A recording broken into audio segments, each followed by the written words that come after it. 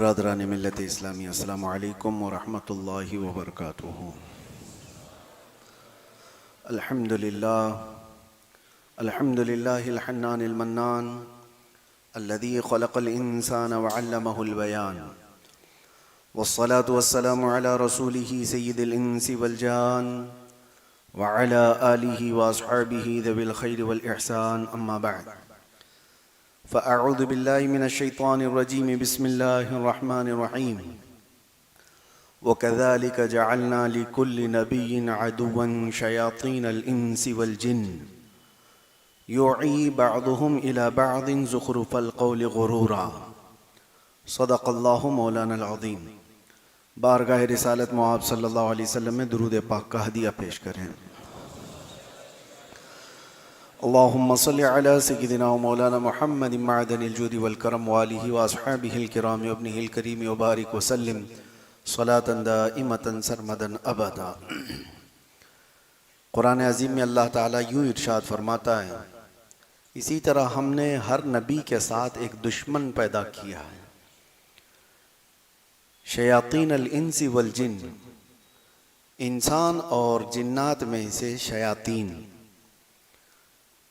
نبیوں کے ساتھ ایک دشمن کو بنایا گیا ہے، تو پھر عام انسان کا کیا ہے؟ انسان کی زندگی کسی مقابل میں ہی گزرتی ہے،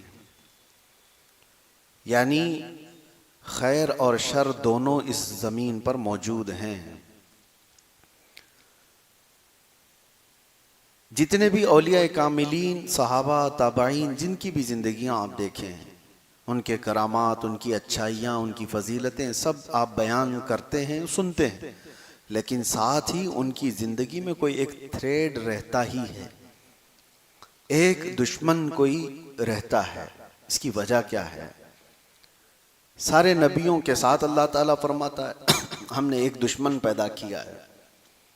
وجہ یہ ہے کہ دشمن اس لیے ہوتا ہے کہ اللہ کے محبوبوں کی محبت کا اظہار ہو جائے، ان کے کمالات کا اظہار ہو جائے۔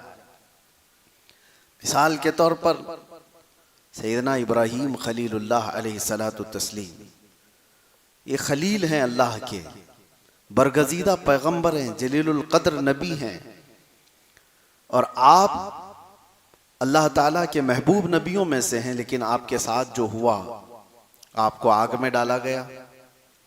واقعہ آپ کو معلوم ہوگا، نمرود نے آپ کے لیے آگ جلائی اور آپ کو آگ میں جھونک دیا گیا، اور آگ نے آپ پر کچھ اثر نہیں کیا۔ اللہ تعالیٰ نے قرآن میں فرمایا، قُلْنَا يَا نَارُ كُونِي بَرْدًا وَسَلَامًا عَلَىٰ إِبْرَاهِيمَ، ہم نے کہہ دیا اے آگ ابراہیم پر ٹھنڈی ہو جا، سلامتی والی ہو جا۔ آگ ٹھنڈی ہو گئی، ابراہیم علیہ السلام کا کوئی بھی بال باقا نہیں ہوا۔ اب یہ جو کمال ابراہیم علیہ السلام کا ظاہر ہوا، اس کی وجہ کیا ہے؟ اس نمرود کا ہونا۔ وہ دشمن اس لیے تھا کہ اللہ کے نبی کے کمال کا اظہار ہو جائے۔ آپ کی زندگیوں میں بھی یہ معاملات ہوں گے، ہر ایک کے ساتھ کوئی نہ کوئی دشمن ہوگا۔ کوئی ایسا تصور نہیں کر سکتا کہ میں یا فلاں سارے دشمنوں سے پاک ہیں۔ اور کبھی کبھار ہمارے پاس لوگ آ کر کے کہتے ہیں کہ حضرت فلاں میرے ساتھ وہ کر رہا ہے، یہ کر رہا ہے، میں تو کسی کا برا چاہتا ہی نہیں۔ یہاں قانون نہیں ہے کہ آپ کسی کا برا چاہ رہے ہیں تبھی آپ کے ساتھ کچھ برا ہو رہا ہے۔ دنیا بہت سارے لوگوں سے ایسی بھری ہوئی ہے جو خاموش چلنے والوں کے ساتھ بھی دشمنی کرتی ہے۔ ان کو یہ ضروری نہیں ہے کہ آپ نے ان کا کچھ بگاڑا ہو، آپ راستہ چلنے والے ہوں، لیکن اس کے باوجود بھی کچھ لوگوں کو اچھا نہیں لگتا آپ کا راستہ چلنا۔ آپ سر جھکا کر کے چلتے ہوں، یہ بھی بہت سارے لوگوں کے لیے صحیح نہیں لگتا۔ آپ سر اٹھا کے چلتے ہیں تو بھی لوگوں کے لیے تکلیف ہے۔ تو خامخواہ جو تکلیف ہے لوگوں کو، ہر ایک کا کوئی نہ کوئی دشمن یا چھوٹا ہوتا ہے یا بڑا ہوتا ہے، لیکن ہماری زندگیوں میں کسی دشمن کا ہونا یہ اس لیے نہیں ہے کہ ہم سب کو ختم کر دیا جائے، بلکہ اس لیے ہے کہ ہم اللہ سے زیادہ قریب ہو جائیں، اس سے پناہ مانگنے لگ جائیں۔ دشمن سے بچنے کے لیے روزانہ کچھ نہ کچھ آپ وظیفہ کرتے رہیں گے، اللہ سے دعا کرتے رہیں گے۔ جب جب آپ مصیبتوں میں گرفتار ہوتے ہیں اللہ کی طرف دوڑ کر کے آتے ہیں. اور پھر ایک بات آپ کو میں یہ بھی بتا دوں, اللہ کی ذات پر یقین اور توکل اتنا بڑھ جاتا ہے. ہم مسلمان ہیں اس اعتبار سے میں کہہ رہا ہوں, دشمن چاہے جیسے بھی ہوں, لیکن مسلمان یہ سوچتا ہے کہ میرے رب سے بڑھ کر طاقت کس کی ہے. یہ جتنا ضرر پہنچانے والے ہوں گے یہ اپنی طاقت کے حساب سے پہنچاتے ہیں, اور اللہ حفاظت کرنے والا ہے, وہ اپنی طاقت سے حفاظت کرتا ہے. اور قرآن میں اللہ تعالیٰ نے فرمایا ہے, اس لیے ہمارا یقین بڑھتا چلا جاتا ہے. اگر آپ کا کوئی دشمن ہی نہ ہو تو آپ خود ہی اپنے آپ کو خدا سمجھنے لگ جائیں گے. اگر کوئی آپ کا دشمن ہی نہ ہو تو آپ خود کو یہ سمجھنے لگ جائیں گے کہ میرا کون کیا کرتا ہے, کچھ بھی نہیں, میں سیف ہوں. اور جہاں پتا چلا کہ کچھ دشمن ہیں جو طاقتور بھی ہیں یا سازشی ہیں یا جال بننے والے ہیں, تو اندر سے ایک خوف پیدا ہوتا ہے کہ میری غفلت میں کہیں وہ مجھ پر حملہ آور نہ ہو جائے. اس لیے بارگاہ رب العزت میں روزانہ دعا کرتا ہوں کہ مولا ان دشمنوں سے میری حفاظت فرما. میرے عزیزو, ہماری اور تمہاری طاقت کا کیا کہنا. سید الانبیاء رسول اکرم صلی اللہ تعالی علیہ وسلم, اللہ تعالیٰ کے وہ محبوب نبی, اگر وہ حکم دیں تو آپ کے ساتھ سونے اور چاندی کے پہاڑ چلا کریں گے. حضور نے خود فرمایا, لیکن اس کے باوجود میرے آقا صلی اللہ تعالی علیہ وسلم دشمنوں کے شر سے بچنے کی دعا کرتے تھے. دشمنوں کے شر سے بچنے کی دعا کرتے تھے. اور بارہا ایسا دیکھا بھی گیا کہ دشمنوں کا وار میرے آقا پر ہوا ہے کہ نہیں ہوا. ابو جہل کی وجہ سے, اچھا یہاں پر یہ بھی میں بتا دوں, ابو جہل کیوں پیدا ہوا, کیوں آ گیا حضور کے مقابل میں, کیوں اتنی اذیتیں دیا. میرے عزیزو, اللہ تعالیٰ کا کوئی کام حکمت سے خالی نہیں ہوتا, کوئی کام حکمت سے خالی نہیں ہوتا. فعل الحکیم لا یخلو عن الحکمہ. ابو جہل کے ہونے کی وجہ سے رسول پاک صلی اللہ تعالی علیہ وسلم کے کئی معجزات کا اظہار ہوا ہے. کنکریوں نے کلمہ پڑھا, حضور کا یہ کمال دیکھا دنیا نے. یا ابو جہل اس طرح کا دشمن ہونے کی وجہ سے اس نے انکار کیا, اور میرے آقا نے اظہار کر کے دکھایا. اس نے کہا کہ یہ نبی نہیں ہے, ان کا اگر کچھ ہے تو زمین پر چل رہا ہوگا جادو, آسمان پر چلا کر کے دکھائیں کچھ. حضور نے اشارہ کیا اور چاند دو ٹکڑے ہو گیا. اس کا انکار کرنا تھا, میرے آقا نے اظہار کر کے دکھایا. دشمنوں کا کبھی کبھار ہونا آپ کے کمالات کے اظہار کا سبب بنتا ہے. ہاں, اسی لیے اقبال یہ کہتا ہے, تندیے باد مخالف سے نہ گھبرا اے عقاب, یہ آتی ہے تجھے اونچا اڑانے کے لیے. اردو کے ہارڈ لفظ ہوں گے, آپ کو میں بتاتا ہوں. کہنا یہ چاہتے ہیں اقبال, تندیے باد مخالف سے نہ گھبرا اے عقاب. عقاب ایگل کو کہتے ہیں, پرندہ بہت اونچا اڑتا ہے. یہ اونچا اڑتا ہے لیکن کبھی کبھار نیچے آ جاتا ہے. اور تندیے باد مخالف کا مطلب ہوتا ہے الٹا چلنے والی ہوا.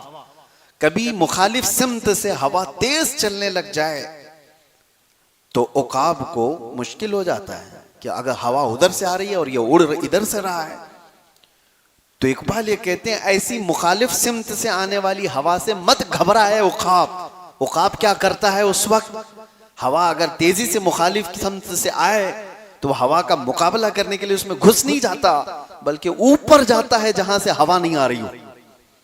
یعنی مخالف سمت سے ہوا نہ آ رہی ہو, اتنا اونچے اوپر چلا جاتا ہے تاکہ یہ مخالف سمت سے آنے والی ہوا سے میرا ٹکر نہ ہو. تو اقبال یہ کہتا ہے, مخالف سمت سے آنے والی تیز ہواؤں سے نہ گھبرا اے عقاب, اے امت محمدیہ, یہ آتی ہے تجھے اونچا اڑانے کے لیے. تم ان سے اوپر چلے جاؤ, تمہیں تمہاری حیثیت بتانے کے لیے دشمن آتے ہیں. عزیزان گرام وقار, آج کے حالات بھی ہمیں اس بات کی طرف لا رہے ہیں کہ ہم نے دیکھا ہے بہت ساری جگہوں پر, بدر کے میدان میں صحابہ اکرام رضوان اللہ تعالی علیہ مجمعین نے جو جوہر پیش کیے, وہ کم از کم 10-12 سال پہلے مکہ والے تصور بھی نہیں کر سکتے تھے, سوچ بھی نہیں سکتے تھے. جس وقت رسول پاک صلی اللہ تعالی علیہ وسلم نے ہجرت فرمائی, مکہ سے مدینے جا رہے تھے. 13 سال تک مکہ میں کفار و مشرکین نے کیا نہیں ظلم اٹھائے, صحابہ کو پکڑا ہے، انگارے پر سلایا ہے، انگاروں پر سلایا ہے، سولی پر چڑھا کر کے مسلا کیا ہے، آنکھ کان ناک کاٹ کر کے صحابہ کے ساتھ بہت تکلیفیں دی۔ اس وقت تو پورے مشرکین یہ سمجھتے تھے کہ یہ کمزور لوگ ہیں، ضعیف لوگ ہیں جو محمد کے ساتھ چل رہے ہیں، کبھی بھی ان کا خاتمہ ہوگا۔ اور جس وقت حضور ہجرت کر کے چلے گئے تب تو ان کی طاقت اور بھی بڑھ گئی کہ ہم نے تو ان کو وطن چھوڑنے پہ مجبور کر دیا، ان کا گاؤں چھوٹا، گھر چھوٹا، رشتہ دار چھوٹے، مال و اسباب جائیداد سب چھوٹ گیا، کچھ نہیں ہے ان کے پاس، اتنی دشمنی کیا انہوں نے۔ اور اس کے بعد جب وہ مدینے چلے گئے، یہ حالات تھے جو صحابہ کو مضبوط بنا دیے، صحابہ کو مضبوط بنا دیے۔ آج ہم سب یہ جو ڈھیلے ڈھالے ہیں اس کی وجہ ہی یہ ہے کہ ہمارا مقابلہ کسی سے نہیں ہے۔ جس جگہ پر کسی سے مقابلہ نہیں ہوتا وہ ڈھیلی قوم ہے، اسے کسی بھی چیز سے اپنے مقابلے کی طاقت کا اندازہ نہیں ہوتا۔ میرے عزیزو، سنا ہے شیر کو بھی اگر کتوں کے ساتھ پالا جائے تو پھر وہ شکار کرنا چھوڑ دیتا ہے، اسے اس کی حیثیت معلوم نہیں رہ جاتی، یاد نہیں رہ جاتا، برسوں اگر رہا تو۔ صحابہ اکرام وہاں مکہ سے مدینے چلے گئے، مشرکین ابھی بھی یہ سوچتے تھے کہ جس طرح ہم ان کو مکہ میں کبھی بھی پکڑ کے مارتے تھے، ایک صحابی ہیں جن کو 16 سال تک قید میں رکھا تھا انہوں نے، زنجیروں سے باندھ کر کے، وہ ظلم ڈھائے تھے، تو یہ سوچتے تھے کہ اس طرح سے ہم کبھی بھی ان کے اوپر کچھ کر دیں گے۔ لیکن ایک مرتبہ آئے مدینے پر چڑھائی کرنے کے لیے 1000 سے زیادہ لوگ، اور بدر کے میدان میں جو صحابہ نے جوہر دکھائے، ان کے پورے پرخچے اڑا دیے، جتنے گرو گھنٹال تھے سب کے سب میدان بدر میں قتل ہو گئے۔ ابو جہل، عتبہ، شیبہ، جتنے بڑے بڑے تھے شیطان، سب قتل ہو گئے۔ بدر کی اس وادی میں وہ مشرکین کہتے ہیں کہ ہمیں تو یہ اندازہ ہی نہیں تھا کہ اتنے طاقتور ہو چکے یہ لوگ، اتنا مقابلہ کرنے کی ان کے اندر ہمت آ گئی۔ بلکہ وہ یہ بھی کہتے ہیں کہ بسا اوقات ہم دیکھ رہے تھے ان کے پاس تو لکڑی کے حالے تھے، تلواریں بھی نہیں تھی، لکڑیوں سے لڑ رہے تھے صحابہ رسول اللہ کے۔ اور مشرکین مکہ کہتے ہیں کبھی کبھار یہ گردن کے قریب تلوار لاتے تھے، ابھی حملہ بھی نہیں ہوتا تھا کسی کی گردن کٹ گئی ہوتی تھی، ویسے ہی ختم ہو گئے ہوتے تھے۔ یہ صحابہ اکرام رضوان اللہ تعالی علیہ مجمعین کی مدد بھی تھی، اور ان کا یقین تھا، ان کا جو مستحکم عمل تھا۔ اس کی وجہ کیا ہے؟ مشرکین نے یہ دشمنی ایسی کی کہ صحابہ کو اتنی بلندی پر پہنچایا یقین کے ساتھ کہ وہ صحابہ میدان میں اترے تو اللہ کے بھروسے اترے تھے۔ میرے عزیزو، یہ حالات سب کی زندگیوں میں ہوں گے۔ دشمن جو ہوتا ہے وہ تمہیں مضبوط کرنے کے لیے ہوتا ہے۔ ایک بزرگ نے فرمایا تھا، بزرگ بیٹھے ہوئے تھے اور اچانک وہ دعا کرنے لگے کہ اللہ یہ دشمنوں کو سلامت رکھے، یہ بھی نعمت ہے۔ تو سب لوگوں نے کہا کہ حضور دشمنوں کی ہلاکت کی دعا کی جاتی ہے، آپ کہہ رہے ہیں وہ سلامت رہیں؟ کہتے ہاں اس لیے کہ وہ ہوتے ہیں تو ہمارا ایمان مضبوط ہوتا ہے، وہ ہمارے ایمان کو مضبوط کرتے ہیں۔ اور حتیٰ کہ اس بزرگ نے فرمایا اگر یہ نہ ہو تو ہمیں شہادت کا درجہ کہاں سے ملے، غازی کا درجہ کہاں سے ملے؟ ان کے ساتھ مقابلہ ہو تو ہی یہ سب معاملات ہیں، کوئی ہو ہی نہ تو پھر کہاں سے ہمیں یہ سب نعمتیں ملیں گی؟ بہرحال ان کا اپنا کانسیپٹ، ان کا اپنا تصور، لیکن ہمارے لیے زندگیوں میں میرے عزیزو ہر ایک کے ساتھ اللہ تعالیٰ نے ایک شیطان پیدا کیا ہے، ہر ایک کے ساتھ ایک شیطان ہے۔ نبیوں کے ساتھ جب کہا گیا تو شیطان تمہارے ساتھ بھی ہے، ہمارے ساتھ بھی ہے۔ اب شیطان کی 2 قسمیں بیان کی گئی ہیں قرآن میں، ایک انسانوں میں سے اور ایک جنات میں سے۔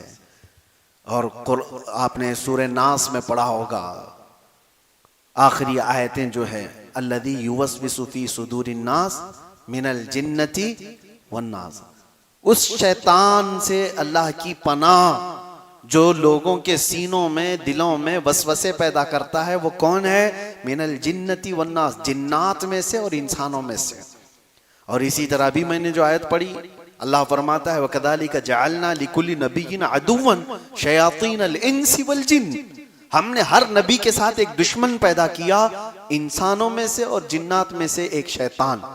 تو شیطان دونوں میں بھی ہے، انسانوں میں سے بھی ہوگا، جنات میں سے بھی ہوگا۔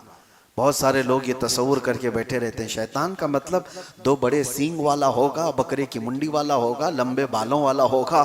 شیطان کی ایسی کوئی شکل نہیں۔ شیطان تمہارے قریبی دوست کی شکل میں بھی آئے گا، جو تمہارے آس پاس ہیں ان میں سے کوئی شیطان ہو، اچھی شکلوں میں بھی ہوگا، اور جنات میں سے جو شیطان ہے وہ غائب ہوگا۔ لیکن یہ دونوں ہماری زندگی پر بہت اثر کرتے ہیں، بہت بری طرح سے اثر کرتے ہیں۔ یہ مسلسل خیر کے راستے سے ہمیں بھٹکانے کی کوشش کرتے ہیں۔ یہ نمازیں ہیں تمہاری، یہ دعائیں ہیں اور بزرگوں کی صحبتیں ہیں جو ان شیطانوں سے تمہیں بچا رکھی ہیں، ورنہ ان سے مقابلہ کرتے کرتے آدمی کتنے تو گمراہ ہو گئے، بھٹک گئے۔ کون ہے جو تمہیں اچانک بیٹھے بیٹھے بری خواہشات لا کر کے اس میدان میں لے چلا جاتا ہے؟ وہ شیطان ہے جو تمہارے ساتھ لگا ہوا ہے۔ تم اچھے بھلے تھے، مسجد میں بیٹھے ہوئے تھے، اٹھ کر کے گئے، پھر خرافات دماغ میں آئی، چلنا ہے فلاں جگہ پر گناہوں کے اڈے پر۔ کون لے کر کے گیا تمہیں؟ 2، یا تو ایک غائب لے کر کے جا رہا ہوگا، یا تو ایک کوئی حاضر ہوگا۔ حاضر ہوگا تو تمہارا دوست ہوگا، غائب ہوگا تو وہ جن ہوگا۔ یہ دونوں میں سے کوئی ایک تمہیں لے کر کے جا رہا ہے اور تم بھٹک گئے، بہک گئے۔ میرے عزیزوں، ان سے مقابلہ کرنے کے ہی لیے اس دنیا میں ہمیں بھیجا گیا۔ اور اللہ تعالیٰ قرآن پاک میں یوں فرماتا ہے، اہبطوا فإن لکم ما سألتم، نہیں، پہلے پارے کی آیت ہے۔ اللہ تبارک و تعالیٰ یوں ارشاد فرماتا ہے، آدم علیہ السلام اور حضرت حوا کو جب جنت سے اتارا گیا تھا، اللہ تعالیٰ فرماتا ہے وَلَكُمْ فِي الْأَرْضِ مُسْتَقَرٌ وَمَتَاعٌ إِلَىٰ حِينٍ، تمہارے لیے ایک مقررہ مدت تک یہاں پر ہم بھیج رہے ہیں دنیا میں، اور ہر ایک کو ایک کا دشمن بنا کر کے بھیج رہے ہیں۔ یعنی شیطان کو انسان کا دشمن بنا کر کے بھیجا گیا ہے، اس سے مقابلہ کرتے رہو اور واپس تمہیں ہمارے پاس آنا ہے اور ہم تمہارے اعمال کا سوال کریں گے۔ یہاں ہمیں جو بھیجا گیا ہے، مسلسل ہر دن ہم لڑائی میں موجود ہیں، ہر دن ہم لڑائی میں ہیں، اپنے ذہن میں موجود خیالات سے لڑ رہے ہیں، اپنے آس پاس کے حالات سے لڑ رہے ہیں۔ اور اگر یہ دشمن نہ ہوتا تو آپ اللہ کی ذات پر یقین کیسے کرتے؟ اس کی بارگاہ میں جھکنے کی اور دوڑ کر کے آنے کی آپ کے اندر جو تمنا ہے وہ کہاں رہ جاتی؟ اسی لیے میں نے شروع میں ہی کہا، اگر دشمن نہ ہو تو آدمی ڈھیلا پڑ جاتا ہے اور اسے کسی چیز کی حاجت ہی نہیں رہتی، ضرورت ہی نہیں ہوتی۔ میں نے ایک دانشور سے پڑھا تھا، جاپان والے لوگ، یہ توجہ سے سنیے، مچھلی کھانے کے بڑے شوقین، اور ویسے بھی اس طرح کے یہ جو لوگ ہیں چائنیز ٹائپ کے، ان کے ہاں مچھلی کا رواج زیادہ ہے۔ لیکن جاپانی لوگوں کا ان کی ایک عادت یہ تھی کہ وہ تازی مچھلی کھاتے تھے۔ تو ہوتا یہ کہ سمندر سے مچھلیاں پکڑ کر کے لانے تک وہ باسی ہو جاتی، مر گئی ہوتی، کیونکہ 2 دن 3 دن کے بعد مچھوارے آتے تھے بڑی مچھلیاں لے کر۔ تو اب اس کے لیے ان لوگوں نے ایک دوسرا طریقہ اختیار کیا کہ نہیں، تازہ مچھلی کھانی ہے تو ایک بہت بڑے ٹینکر جہاز کے سمندروں میں بھیجے گئے، اس میں پانی رہتا تھا، مچھلیاں سمندر سے پکڑی جاتی تھی اور پانی میں ڈال دی جاتی تھی، اور پانی میں ڈالنے کے بعد وہ پانی میں تیرتی رہتی تھی تو زندہ رہتی، اور جب ساحل پر آتے تو ابھی مچھلیاں زندہ ہی رہتی تھی، مری ہوئی باسی نہیں ہوتی تھی۔ تو یہ چند دن تک چلا، لیکن یہ بھی فیل ہو گیا۔ کیوں؟ وجہ یہ تھی کہ لکھنے والے نے لکھا ہے کہ وہ مچھلیاں جو سمندر میں تیرتی تھیں اس طرح سے یہ ٹنکی میں نہیں تیر رہی تھی، یعنی چھوٹی جگہ تھی، پانی الگ تھا، تو وہ بھی سست ہو جاتی تھی، کاہل ہو جاتی تھی، زندہ تو رہتی تھی لیکن کاہل رہتی تھی، سست، اور یہاں آنے تک سست مچھلیاں ہوتی تھی۔ تو جاپانی لوگوں نے یہ کہا کہ سست مچھلیاں کھانے سے ہماری طبیعت میں بھی سستی زیادہ نہ آ جائے، ہمیں ایکٹیو چاہیے، حرکت والی۔ جانتے ہیں اس کے بعد انہوں نے ایک تیسرا طریقہ اختیار کیا، کہا کہ بہت بڑے ٹینکر کو تو لے جایا جاتا ہے مچھلیاں پکڑنے کے لیے، اب یہ حرکت میں نہیں رہتی، 1 دن 2 دن کے بعد یہ ڈھیلی پڑ جاتی ہیں۔ تو ایسا کیا گیا، ایک شارک مچھلی کو بھی پکڑا گیا چھوٹی، اور اس کو اس میں ڈالا گیا، اور چھوٹی مچھلیاں جو ہے اسی سے تو بھاگتی ہیں سمندر میں کہ یہ اپنا لقمہ بنا لیتی ہے۔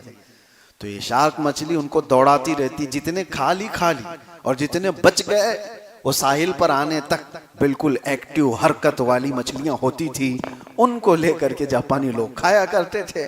تو اس دانشور نے کہا یہ واقعہ لکھ کر کے کہ یہ شارک مچھلی اس لیے چھوڑی گئی تھی کہ ان کو ایکٹیو رکھا جائے، حرکت میں رکھا جائے، اور یہ دوڑتی رہتی اور زندہ بھی رہتی، دوڑتی بھی رہتی۔ وہ دانشور کہتا ہے اسی لیے ہر ایک کی زندگی میں ایک شارک کا ہونا ضروری ہے، تاکہ وہ اسے دوڑاتا رہے اور وہ بھاگ کر کے اللہ کی بارگاہ میں آتا رہے۔ ہم سب کی زندگیوں میں ایک دشمن ہوتا ہے، اور اس دشمن کے ہوتے ہی ہم لوگوں کے اندر اللہ تعالیٰ کی طرف دوڑنے کا خیال آتا ہے، رب تعالیٰ کی پناہ مانگنے کا بار بار یہ احساس ہوتا ہے۔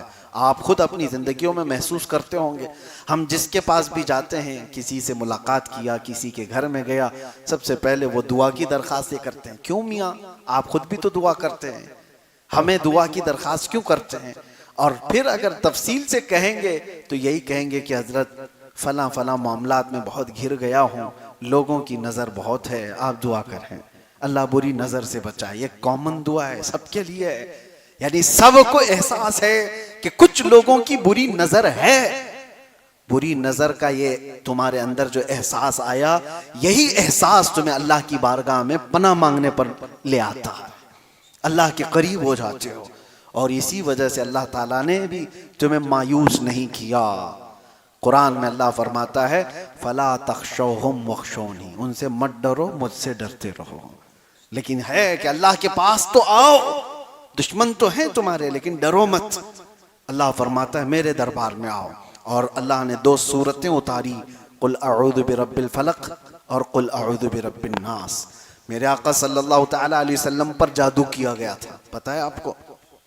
حضور اکرم صلی اللہ تعالیٰ علیہ وسلم پر جادو کیا گیا تھا، ایسا سخت جادو کہ حضور کا جسم بخار سے پورا زرد ہو گیا تھا، اور پھر وہ پتہ بھی کیا گیا کہ کہاں جادو کر کے کیا کیا گیا ہے۔ آپ کا پتلا بنا کر اس میں سوئیاں یا پھر بال وغیرہ لگا کر کے جس طرح سے بھی جادو کیا گیا، حضور سید المرسلین صلی اللہ علیہ وسلم پر یہ اثر کیا گیا۔ اس کے علاوہ خیبر کے موقع پر زہر دیا گیا تھا، گوشت میں زہر رکھ کر کے حضور پاک صلی اللہ تعالیٰ علیہ وسلم پر جب یہ اس طرح کے حملے ہوئے تھے تو اللہ تعالیٰ نے معوذتین کو اتارا۔ معوذتین کس کو کہتے ہیں؟ قل اعوذ برب الفلق اور قل اعوذ برب الناس۔ کہا گیا جو اس کو پڑھ لے اللہ دن بھر اس کو جادو سحر سے محفوظ رکھے گا۔ تمہارے پاس یہ ہتھیار ہیں، تمہارے پاس یہ آلہ جات ہیں۔ بہت ساری جگہوں پر میں نے دیکھا، اس سے قبل بھی میں نے یہ کہا ہے، آج کل یہ عام ہو گیا ہے، کچھ شیاطین ہیں روئے زمین پر جو انہی کاموں میں مصروف ہیں، ایک دوسرے پر حملہ کرنے، جادو سحر سفلی ٹوٹکے، یہ ساری چیزوں پر دوسروں کی زندگیوں کو خراب کرنے میں۔ اور آج کا سب سے بڑا حملہ جو ہو رہا ہے وہ ہماری بچیوں پر ہے، لڑکیوں پر ہے۔ کتنے تو ایسے دکان کھولے ہوئے بیٹھے ہیں جو محبت کا تعویذ کرتے ہیں، کسی لڑکی کو اپنے قابو میں کرنے کے اعمال کر کے دیے جاتے ہیں، یہ شیطانی اعمال کے ذریعے سے، اور لڑکیوں پر غلط طریقے سے اثر کر کے کتنے ایسے ہیں، میں نے خود میں دیکھا ہے، اچھی اچھے گھروں کی بچیوں پر یہ عمل کر کے انہیں اپنے کنٹرول میں کر دیا جاتا ہے، اور اس کے بعد ان کو لے جایا جاتا ہے۔ اور کچھ تو وہ ہیں جو شادی کر لی، اور کچھ تو وہ ہیں جو ان کو کوٹھے میں بیچتی ہے۔ بچیاں محفوظ نہیں رہ جاتی، اسی لیے میں اپنی لڑکیوں کو، اپنی بیٹیوں کو، سب کو اپنے گھروں میں بھی یہ تلقین کرتا ہوں، تاکید کرتا ہوں کہ روزانہ صبح اٹھتے ہی 7 بار قل اعوذ برب الفلق اور 7 بار قل اعوذ برب الناس پڑھ کر اپنے اوپر دم کر لیا کریں۔ اللہ تبارک و تعالی معوذتین کی برکتوں سے یہ شیاطین کے حملوں سے محفوظ رکھے گا۔ اور حضور اکرم صلی اللہ علیہ وسلم کی صحیح حدیث ہے بخاری شریف کی کہ حضور نے اپنے مدینے کی جو کھجور ہے، عجوا کھجور مشہور ہے، سارے حاجی جب جاتے ہیں تو عجوا کھجور لے کر آتے ہیں۔ بخاری شریف کی حدیث ہے، میرے آقا صلی اللہ علیہ وسلم نے فرمایا کہ جس نے صبح 7 دانے عجوا کھجور کے کھا لیے، اسے پورے دن زہر بھی اثر نہیں کرے گا، جادو بھی اثر نہیں کرے گا، سحر بھی اثر نہیں کرے گا۔ تو یہ سارے ہمارے پاس علاج بھی موجود ہیں، تو آپ صرف دشمنوں سے گھبرا کر ڈر کر کے ہمت نہ ہارے۔ اب آخری بات یہ بھی ہے کہ اولیاء کاملین کی زندگیاں اس میں ہمارے لیے بہت بڑا آئیڈیل ہے، بہت بڑا آئیڈیل ہے۔ حضرت فخر الدین رازی بہت پائے کے بزرگ تھے، امام المنطق کہلاتے تھے، امام الفلسفہ، علوم کے ماہر تھے، لیکن جب آپ کا آخری وقت آیا تو شیطان ان کے سرانے پر آیا اور کہنے لگا کہ رازی تم اللہ کو ایک مانتے ہو، اس کی کوئی دلیل ہے؟ انہوں نے دلیل دے دی، کائنات کا نظام اس طرح سے ہے، اس کو چلانے والا ایک ہی ہونا چاہیے۔ شیطان نے اس دلیل کو کاٹ دیا، کہا کہ دو بھی تو ہو سکتے ہیں، میری دلیل یہ ہے۔ آپ نے پھر دوسری دلیل دی اللہ کے ایک ہونے پر، شیطان نے وہ دلیل بھی کاٹ دی۔ ایک دو تین دلیلیں دیتے دیتے امام رازی 360 دلیلیں دے چکے تھے، آخری وقت تھا ان کا۔ امام رازی اپنے اللہ کے ایک ہونے پر 360 دلیلیں دیں۔ ہم کیا دلیل دیں گے؟ آپ کیا دلیل دیں گے اللہ کے ایک ہونے پر؟ مرنے کے وقت تو چھوڑو، ابھی بولو، ابھی اگر کوئی پکڑ کے پوچھ لے کچھ نہیں ہوگا۔ امام رازی جیسا عالم دین جب وہ 360 دلیلیں دے چکے تو ڈگمگ ہونے لگ گئے، اللہ ایک ہے بھی کہ نہیں۔ شیطان اس طرح کے حملے کر رہا تھا، یہ تو ان کی نسبت کا اثر ہے کہ حضرت سیدنا نجم الدین کبریٰ جو فخر الدین رازی کے پیر و مرشد تھے، پیر و مرشد سے نسبت کا یہ اثر ہوتا ہے۔ دور سے ہی مرشد نے اپنے مرید کی حالت کو دیکھا اور پکار کر کہا، اے رازی وہ ابلیس ہے، تو اس سے بحث کر رہا ہے، اپنے خدا کے ایک ہونے پر دلیل دے رہا ہے، اس سے کہہ میں اپنے خدا کو بغیر کسی دلیل کے ایک مانتا ہوں۔ تو رازی کو اپنے پیر و مرشد کی آواز آئی تو انہوں نے کہا، اے ابلیس لعین، میں اپنے رب کو بغیر کسی دلیل کے ایک مانتا ہوں۔ شیطان وہاں سے جانے لگا اور کہا، رازی اس موقع پر میں نے 70 سے زیادہ بڑے علماء کا ایمان لے لیا تھا، آج بھی تیرا ایمان ختم ہو جاتا اگر تیرا پیر زندہ نہ ہوتا، اگر تیرا مرشد اس طرح کی بات نہ کیا ہوتا۔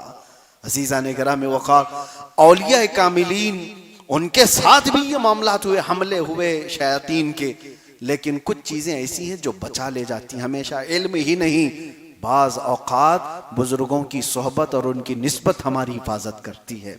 اسی لیے اعلیٰ حضرت فاضل بریلوی رضی اللہ تعالیٰ عنہ نے اپنے علم پر، اعلیٰ حضرت کا جیسا علم آج کے زمانے میں کون مثال لا سکتا ہے، جو 55 علوم و فنون کا ماہر ہو۔ فتاوی رضویہ جیسی 30 جلدوں کی مکمل کتاب ہمارے پاس، قرآن کا ترجمہ کنز الایمان کی صورت میں، عشق رسول سے بھری ہوئی حدائق بخشش، زندگی پوری قلم چلاتے چلاتے جس کی گزری، اور ایک نہیں بہترین شاگرد پیدا کر کے پوری امت پر احسان کیا، علمی بڑا کام کیا، لیکن فخر اس پر نہیں کیا کہ میں نے اتنی کتابیں لکھ دی، میں نے فتاوی رضویہ لکھا ہے، میں نے حدائق بخشش لکھی ہے، میں نے کنز الایمان لکھا ہے۔ نہیں، یہ ساری چیزیں نہیں۔